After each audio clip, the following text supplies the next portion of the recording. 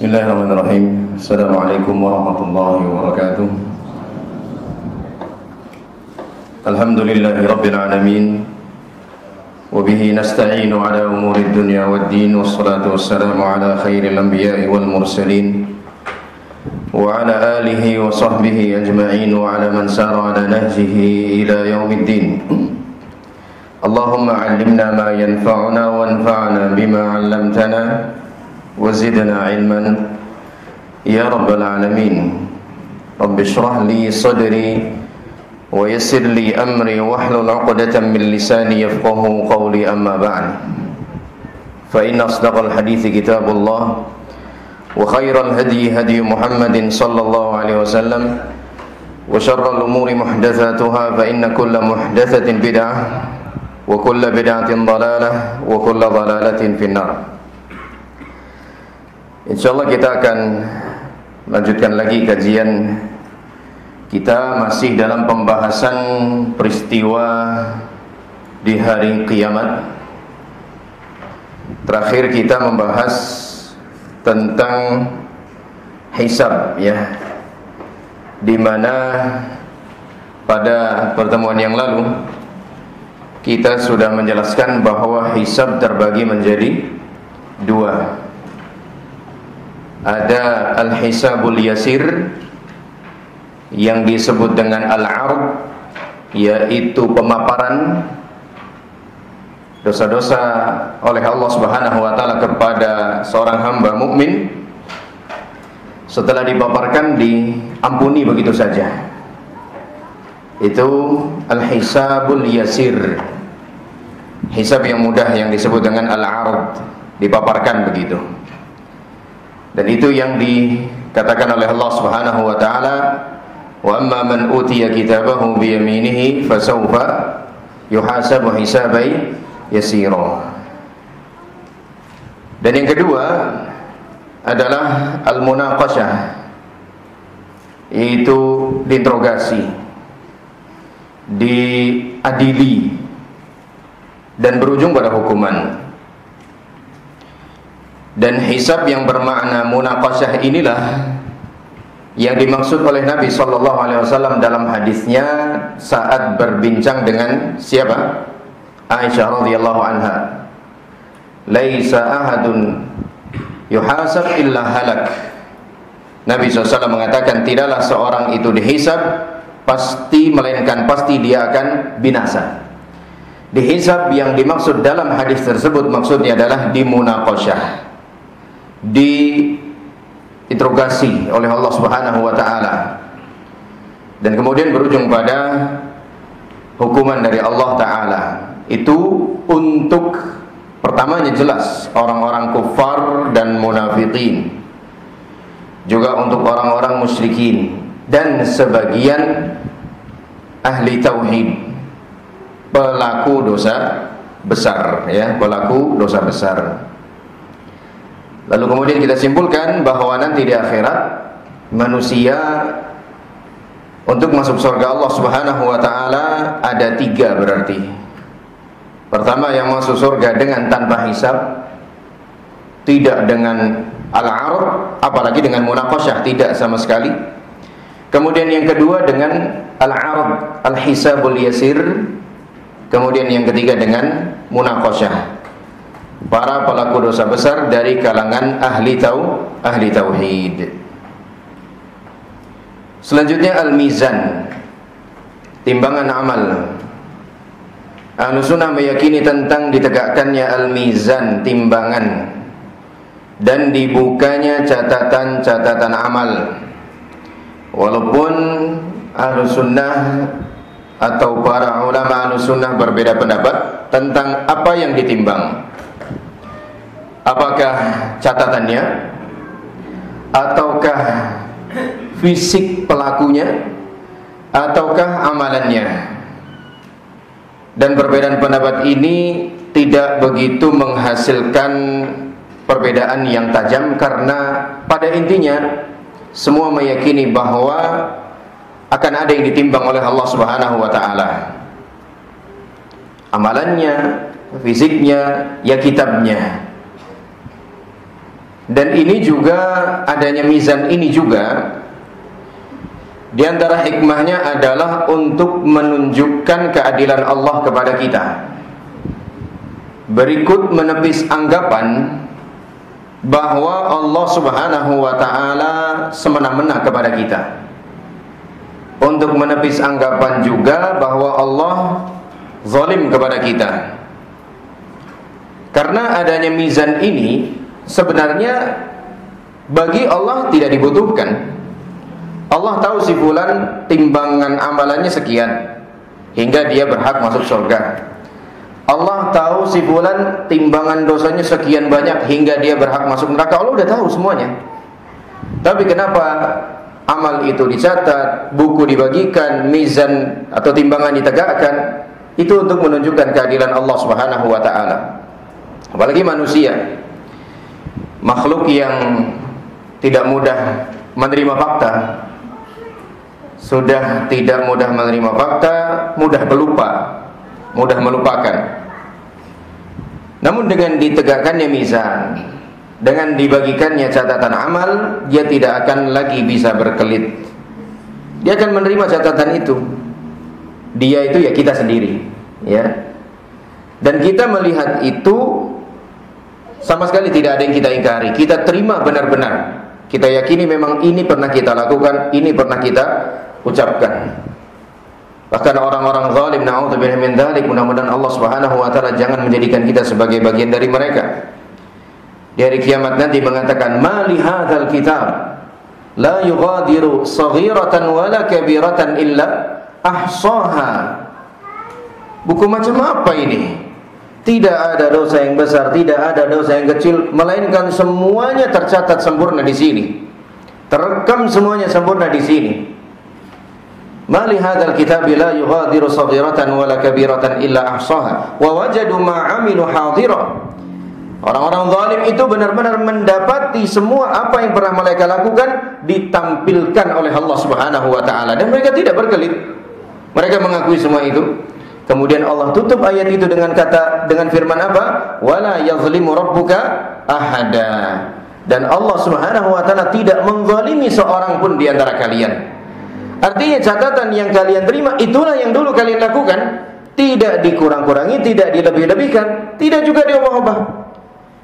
Makanya Allah Subhanahu wa ta'ala mengatakan di ayat yang lain dalam surah Al-Isra, "Man 'amila shalihan fali nafsihi wa man asa'a fa 'alaiha."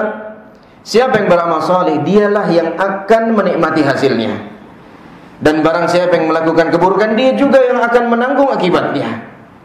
Jadi sama sekali Allah Subhanahu wa ta'ala tidak semena-mena terhadap hambanya. Allah Subhanahu wa ta'ala memang semuanya sudah ditakdirkan olehnya. Namun demikian Allah Subhanahu wa ta'ala tetap memberi kita kesempatan, bahkan kemampuan untuk mengambil sebuah pilihan. Mau jadi orang mukmin atau mau jadi orang kafir, kita dikasih kesempatan sama Allah Subhanahu wa ta'ala.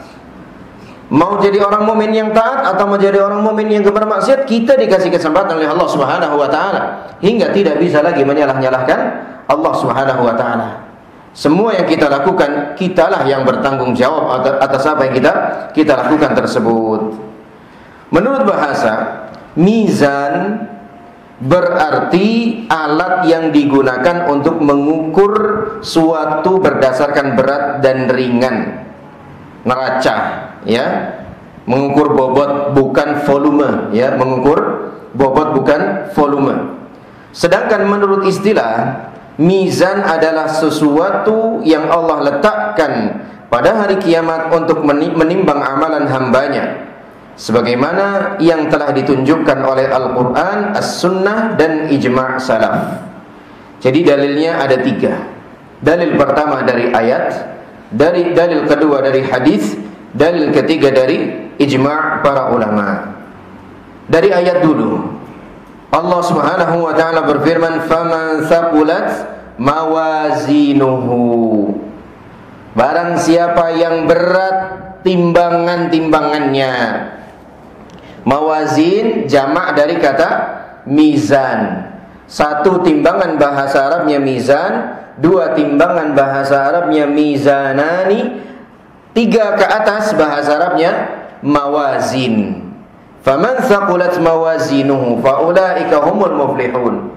Barang siapa yang berat timbangan-timbangannya, mereka itulah orang-orang yang muflih.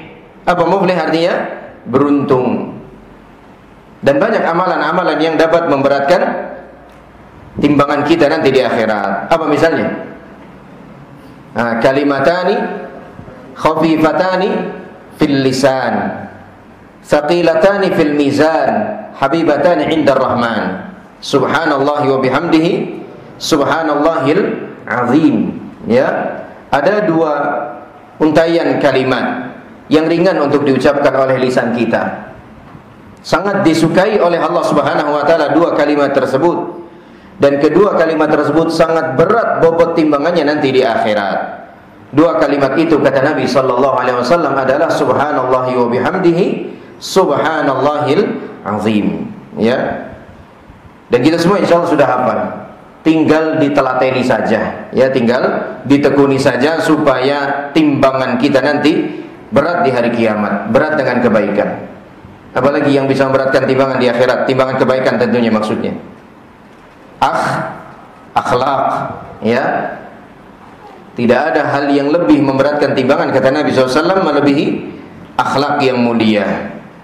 Bahkan seorang yang berakhlak mulia, derajatnya di sisi Allah Subhanahu wa taala terkadang bisa menyamai atau bahkan melampaui orang yang gemar siam di pagi dan siang harinya, siam sunnah maksudnya, dan malam harinya qiyamul lail.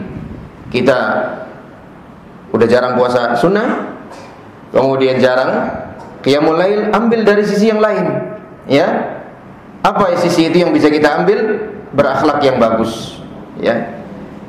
Fa abwabul khairi katsirah. Pintu-pintu kebaikan itu sangat banyak, ya. Dan masing-masing kita tentu paham di mana kecenderungan dan kelebihannya sendiri-sendiri, ya. Dan ketika sudah memahami dan menangkap kelebihan yang Allah Subhanahu wa taala karuniakan itu, maksimalkan, ya, dimaksimalkan.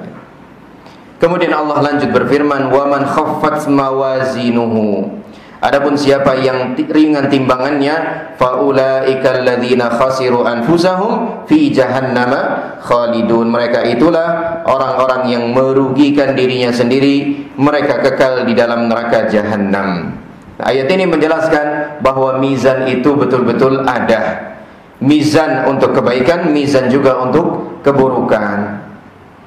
Mizan secara hakiki memiliki dua daun timbangan. Sebagaimana sabda Nabi sallallahu alaihi wasallam, "Fadhu'u as-sijillatu fi kiffatin wal bitaqatu fi kiffatin.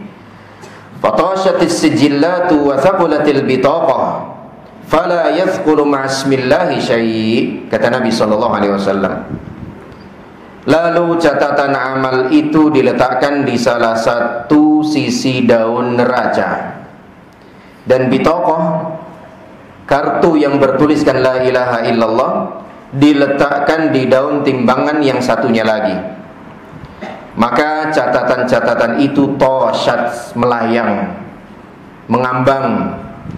Sedangkan bitaqah itu ternyata lebih berat. Dan tidak ada suatu yang lebih berat dibandingkan nama Allah Subhanahu wa taala. Hadis ini pertama menjelaskan bahwa mizan itu memang ada. Ini hadis bercerita tentang seorang yang dihadapkan kepada Allah Subhanahu wa taala membawa 99 catatan. Isinya semuanya dosa. Isinya semuanya dosa. Dan satu catatan kata Nabi sallallahu alaihi wasallam sejauh mata memandang. Berapa jauh tuh? Ya, kita bisa ukur di tempat-tempat yang terbuka, tidak ada bangunan. Di padang pasir atau di laut lepas. Sejauh mata kita memandang, sejauh itulah satu lembar catatannya dia. Isinya semuanya dosa. Dan gak cuma satu, ternyata ada berapa? 99. Ya, mudah-mudahan bukan kita, mudah-mudahan kita sudah lebih dulu dimasukkan dalam surga oleh Allah Subhanahu wa taala. Ya. Hingga dia pun diberi kesempatan oleh Allah Subhanahu wa taala untuk melakukan pembelaan. Barangkali ada yang kau ingin sampaikan, membela dirimu. Kamu mungkin punya alasan ini dan itu saat melakukan dosa-dosa tersebut. Atau mungkin ini bukan atau tidak pernah kamu lakukan. Dia sama sekali tidak mengingkari. Enggak ya Allah, saya enggak ada alasan apa-apa, ini semua benar saya lakukan. hingga akhirnya dia pun merasa sudah tamat semuanya. Allah Subhanahu wa taala hadirkan bitaqah la ilaha illallah. Allah Subhanahu wa taala hadirkan kartu la ilaha illallah yang menjelaskan bahwa dia sekalipun banyak maksiatnya, dia masih menjaga kemurnian tauhidnya, masih menjaga keutuhan imannya. Dia pun merasa, apalah artinya satu lembar bitaqah ini dibandingkan dengan 99 lembar catatan dosa saya. Kata Allah Subhanahu wa taala, di hari ini tidak ada seorang pun yang dizalimi. Semua akan menerima haknya masing-masing. Barulah terjadi peristiwa yang disebutkan dalam hadis ini, ya. Satu daun timbangan diisi 99 lembar catatan dosa-dosa dia. Satu daun timbangan yang lain di sisi yang lain diletakkan kartu la ilaha illallah tersebut. Dan ternyata lebih dominan, lebih berat kartu la ilaha illallahnya. Artinya, pertama, hadis ini menjelaskan mizan itu benar-benar ada. Kedua, ya, sebanyak apapun dosa seorang hamba, tapi dia masih menjaga keutuhan tauhidnya, menjaga keutuhan imannya, maka kemungkinan diampuninya dosa dia oleh Allah Subhanahu wa taala masih terbuka. Dan itulah yang Allah Subhanahu wa taala juga firmankan dalam hadis qudsi. Ya bani Adam, law ataitani biqurabil ardi khataaya thumma laqitani la tusyrik bi syai'a la ataituka biqurabiha maghfiratan. Kata Allah Subhanahu wa taala dalam hadis qudsi. Wahai ibnu Adam, ibnu Adam itu siapa? Ya kita. Seandainya nanti kamu menghadapku dengan membawa qurab al-ard al-khataya. Qurab itu kata Syekh Utsaimin maknanya 3 langsung sekaligus. Sebesar, seberat, sepenuh. Ya. Sebesar, seberat itu berarti bobotnya, sepenuh itu berarti isinya. Seandainya nanti kamu datang menghadapku membawa dosa seberat, sebesar, sepenuh bumi, tapi kamu menghadapku dalam keadaan tidak menyekutukan aku dengan sesuatu apapun, aku akan menyambutmu dengan membawa ampunan sebesar, sepenuh, seberat bumi itu juga. Syaratnya apa syaratnya tadi? Tidak menyekutukan Allah Subhanahu wa taala. Dengan kata lain, menjaga kemurnian tauhid, ya. Itu faedah yang bisa kita ambil juga daripada hadis ini, bahwa sebanyak, seberat, sebesar apapun dosa kita, kalau kita masih menjaga keutuhan tauhid, maka kemungkinan diampuni dosa kita oleh Allah masih ada, masih terbuka.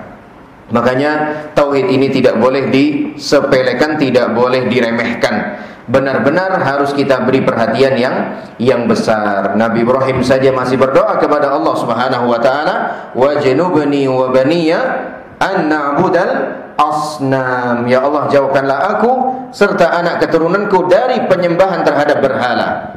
Padahal Nabi Ibrahim adalah nabi, Nabi Ismail juga nabi, Nabi Ishak juga nabi. Mungkin enggak mereka menyembah berhala? Enggak mungkin. Tapi Nabi Ibrahim masih berdoa, minta tolong kepada Allah Subhanahu wa taala agar dijaga dari perbuatan kesyirikan, agar dijaga dari penyembahan terhadap berhala. Kemudian yang ke berapa ini? 35. Prinsip yang ke-35. Al-Haud, telaga. Ahlus Sunnah wal Jamaah mengimani adanya Al-Haud, telaga pada hari kiamat nanti. Al-Haud secara bahasa adalah al-jam'u atau majma', ya, tempat berkumpul. Dikatakan hadzal ma'u yahuduhu, artinya menghimpun atau mengumpulkan air, tempat berkumpulnya air. Ya, kalau kita namanya telaga, ya, telaga. Kata haud juga digunakan untuk tempat berkumpulnya air. Sedangkan menurut istilah syara', al-haud adalah telaga air yang turun dari surga pada hari kiamat di mauqif. Mauqif itu berarti di mana?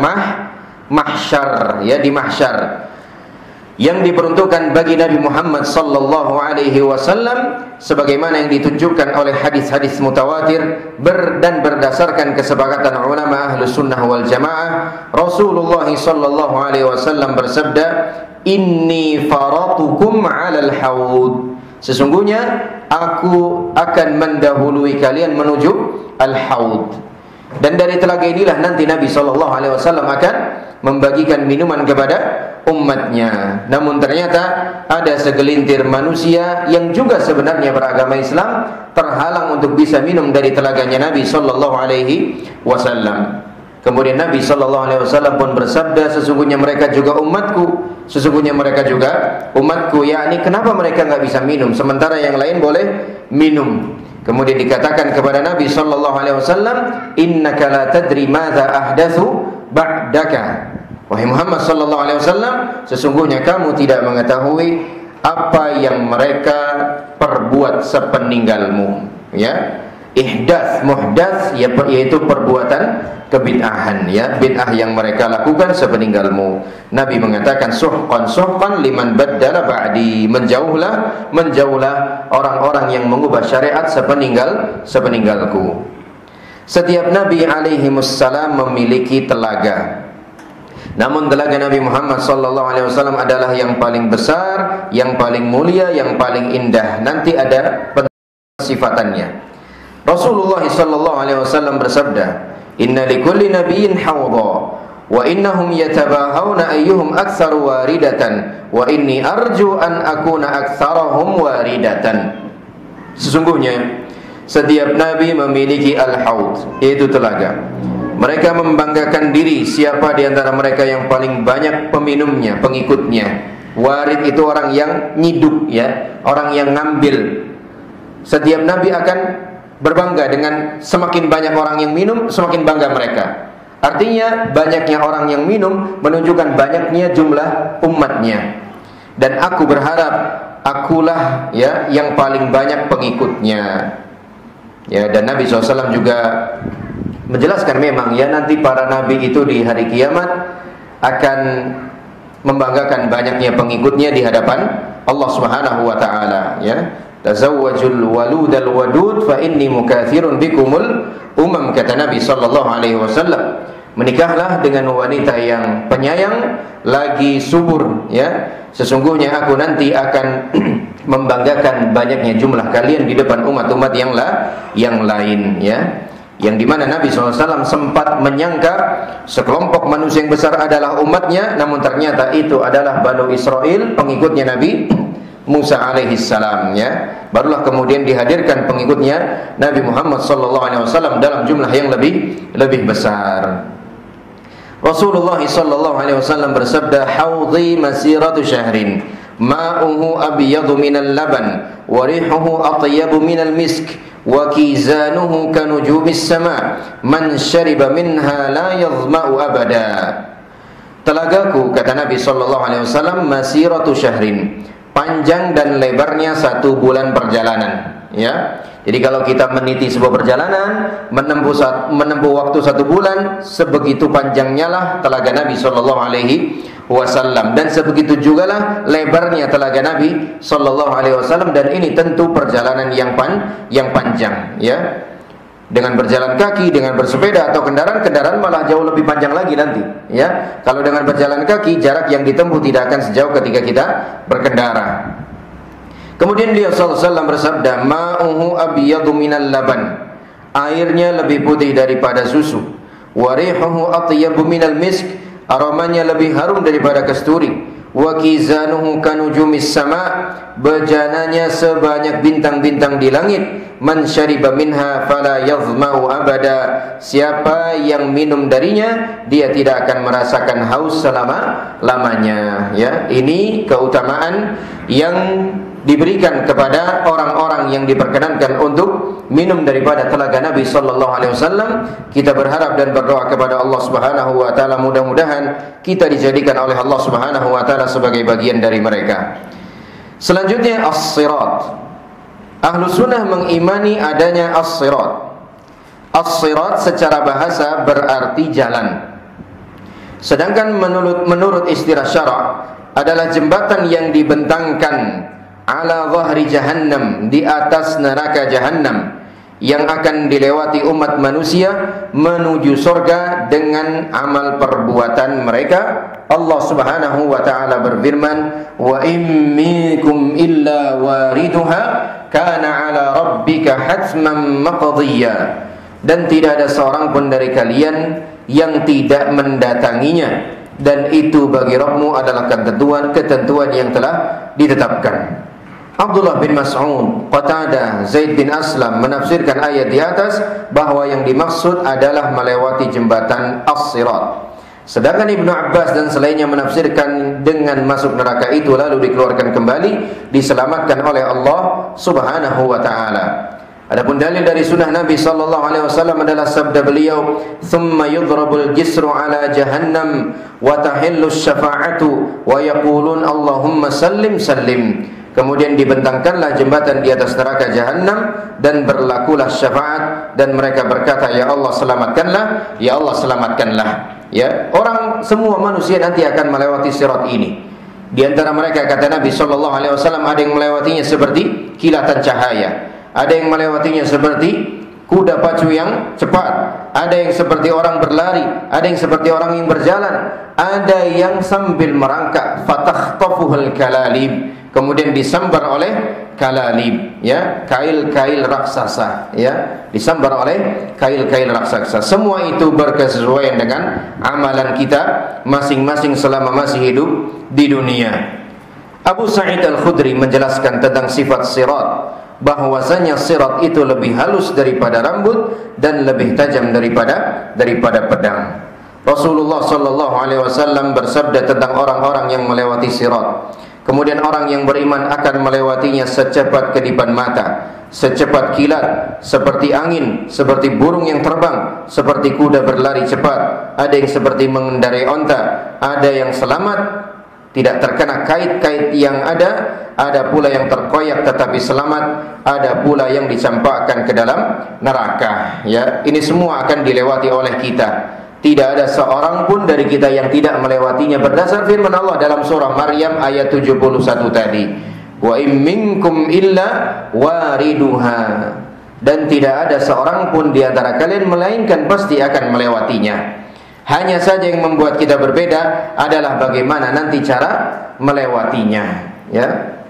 Makanya Nabi sallallahu alaihi wasallam mengatakan, "Man lam yusri' bihi 'amaluhu, lam yusri' bihi nasabuh." Ya, yang amalannya tidak mempercepat dia, maka nasabnya juga tidak akan mempercepat dia. Maksudnya apa?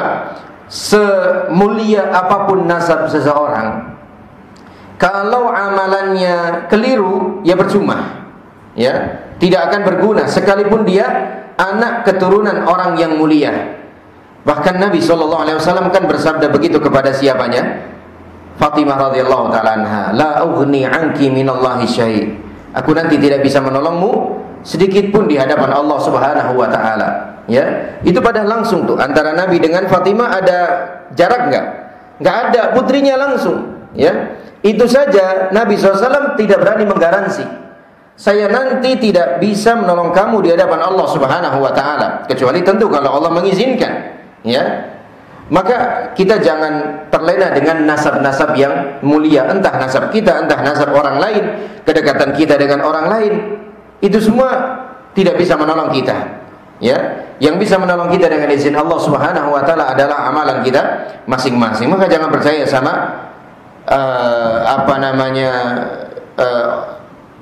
gombalan orang-orang yang mengobrol kemuliaan nasab, ya, yang kemudian mereka menjamin siapa yang mencintai kami, ya, menjaga kami, melindungi kami, loyal kepada kami, pasti akan dapat syafaat dari kami, ya. Siapa mereka begitu, ya? Nabi SAW saja nggak sampai begitu itu, ya, nggak sampai berani mengatakan begitu karena semua ada di tangan Allah Subhanahu wa taala keputusannya, ya. Disinilah pentingnya kita untuk terus belajar agama agar kita tidak menjadi korban-korban orang-orang yang menyesatkan kita dari jalan Allah Subhanahu wa taala, dari agama Allah Subhanahu wa taala. Apabila mereka telah menyeberangi jembatan itu, mereka akan diberhentikan di qantarah, jembatan kecil antara surga dan neraka. Disitulah terjadi qisas, ya, disitulah terjadi qisas atas kezaliman yang pernah mereka lakukan di dunia, sehingga apabila mereka sudah dibersihkan dan disucikan, barulah mereka diizinkan untuk memasuki surga Allah Subhanahu wa taala, ya. Jadi urut-urutannya seperti itu tadi, ya, hisab, mizan, kemudian haud, kemudian sirat, kemudian qantarah ini tadi. Ya, yang udah lolos dari sirat belum selesai urusan, masih ada satu tahapan lagi yang harus dilewati, yaitu qantarah. Itu kaitannya dengan kesalahan terhadap sesama hamba. Diselesaikan di situ semuanya nanti. Ya. Yang punya kezaliman harus dia bertanggungjawabkan di situ. Ya, harus dia bertanggungjawabkan di situ. Yaitu berupa diambilnya pahala-pahala dia, kemudian diberikan kepada orang yang dulu pernah dia zalimi. Kalau ternyata pahalanya tidak cukup untuk mengkompensasi kezalimannya, maka yang terjadi dosa-dosa orang yang dizalimi akan diberikan kepada dia, dan dia pun yang akan menanggung akibatnya. Dialah yang disebut oleh Nabi sallallahu alaihi wasallam sebagai orang yang muflis. Apa muflis? Bangkrut, ya. Dia udah banyak beramal di dunia, ya, nabung di dunia, invest di dunia. Di akhirat saatnya menuai hasil, ternyata habis semuanya dipakai untuk mengkompensasi kezaliman dia kepada hamba-hamba Allah Subhanahu wa taala yang lain. Maka berhati-hatilah terhadap haknya orang lain. Ya, ulama itu sampai mengatakan berurusan dengan Allah itu, ya, lebih, dalam tanda kutip, lebih mudah dibanding punya urusan kepada sesama hamba Allah. Kenapa? Karena Allah Subhanahu wa taala prinsipnya Maha mengampuni. Prinsipnya Maha memaafkan. Prinsipnya itu. Asal kita mau taubat-taubatan nasuha saja, Allah pasti terima taubat kita, ampuni kita. Tapi kalau kepada sesama hamba belum tentu. Ada yang sampai udah nangis-nangis, mohon-mohon, melas-melas, maafin saya, maafin saya, enggak dikasih maaf juga. Ya. Ada hamba-hamba Allah Subhanahu wa taala demikian yang susah sekali memberikan maaf, ya. Maka jangan sampai punya urusan kepada sesama hamba Allah Subhanahu wa taala. Ya, kalau kita ketemunya sama orang yang mudah memaafkan, ya alhamdulillah begitu, ya. Enggak alhamdulillah juga sih, itu kan juga kerugian buat kita, tapi seenggaknya lebih ringan lah ketimbang ketemu sama hamba yang susah memberikan maaf, ya. Jadi hati-hati. Mendingan kita berkorbanlah di dunia ini berupa materi atau apapun itu, yang penting nggak sampai berurusan dengan orang lain, ya. Mudahlah jadi manusia begitu, jangan sulit-sulit, jangan ribet-ribet, ya, supaya kita juga dipermudah oleh Allah Subhanahu wa taala, ya. Al-Imam Ahmad rahimahullahu taala mengatakan, "Wa ma yanfa'uni an yu'adziballahu akhi bisababi." Ya, apa untungnya buat saya ketika mendapati seorang saudara saya dihukum oleh Allah gara-gara saya tidak memaafkan dia, ya. Ini anjuran buat kita supaya gampang-gampang kasih maaf, ya. Imam Ahmad mengatakan, apa untungnya buat saya ketika saya menjumpai, mendapati, melihat saudara saya di akhirat dihukum sama Allah hanya gara-gara saya tidak memberikan dia maaf, ya. Walaupun itu memang opsi kita itu, boleh kita itu kan kalau dizalimi, opsi kita pertama kasih maaf, ya. Pertama kasih maaf, kedua tidak kasih maaf, ya. Ketiga kita balas. Itu semua boleh, ya, itu semua boleh. Kalau kita balasnya harus dengan syarat, yaitu sepadan. Wa jazaa'u sayyi'atin sayyi'atun misluha. Dan balasan kejahatan adalah kejahatan yang serupa, sepadan. Pukul sekali, balasnya juga sekali. Tapi kan susah ngukurnya. Yang satu bobot pukulannya 3 kilo, yang satu 1/4 kilo, kan beda, ya. Udah kelebihan 2/4 kilo lebih, ya. Itu jadi nggak sepadan lagi. Makanya susah, ya, untuk melakukan pembalasan yang sepadan itu susah, ya. Kurang itu bisa, lebih jangan, ya. Kurang bisa, lebih jangan. Dihina, ya.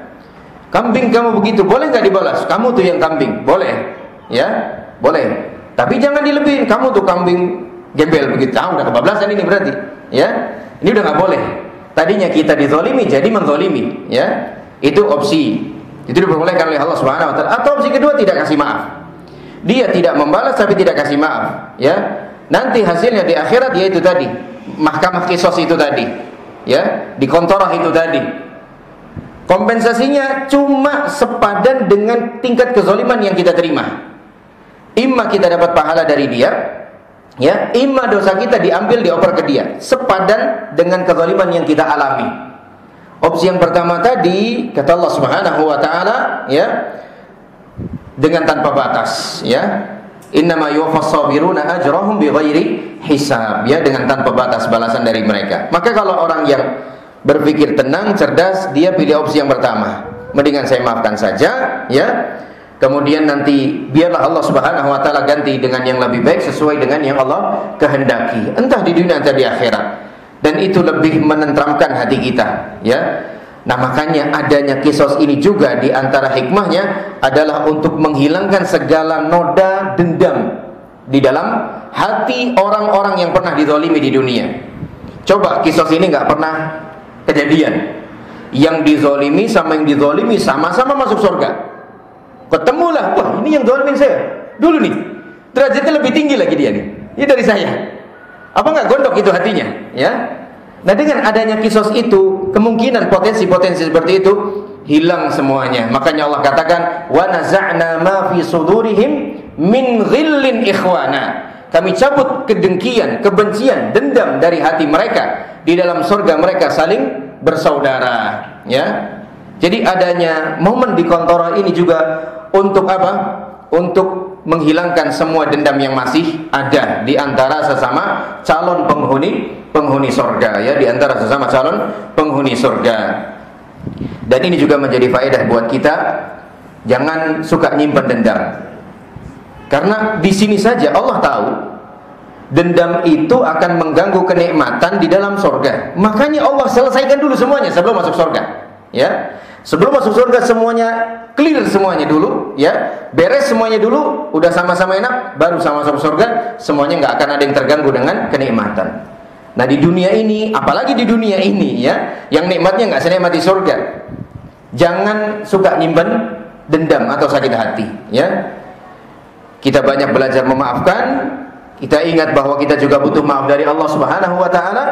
Insyaallah hal-hal dengan mengingat hal-hal seperti itu akan memudahkan kita untuk memberikan maaf, ya, sebagaimana Abu Bakar As-Siddiq radhiyallahu taala yang dizalimi oleh Mistah, seorang kerabat yang selalu dicukupi kebutuhan hariannya oleh Abu Bakar. Ternyata Mistah termasuk orang yang terlibat dalam tersebarnya fitnah terhadap Aisyah. Aisyah ini siapanya Abu Bakar? Putrinya Abu Bakar. Difitnahnya nggak tanggung-tanggung lagi, main serong sama laki-laki lain.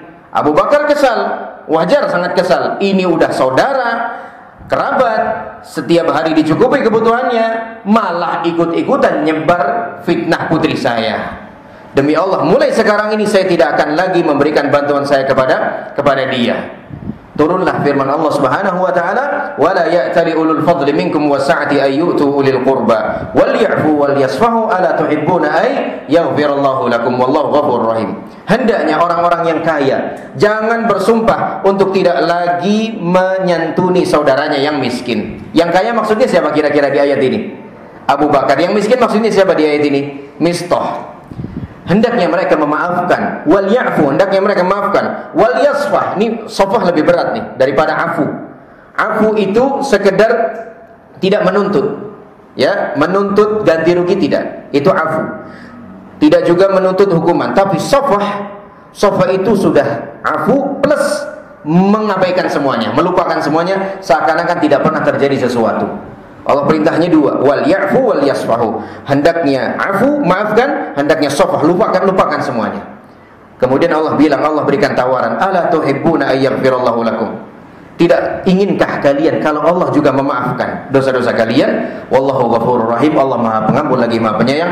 Begitu mendengar ayat ini diturunkan oleh Allah Subhanahu wa taala, Abu Bakar mengatakan, saya lebih memilih Allah memaafkan dosa saya. Saya tidak jadi berjanji untuk menyetop bantuan saya untuk Mistah, ya. Padahal Abu Bakar sebagai seorang ayah wajar sakit hati itu, ya. Tapi sakit hatinya tidak dia berturutkan, dia lebih memilih tawaran dari Allah Subhanahu wa taala untuk memaafkan saudaranya itu.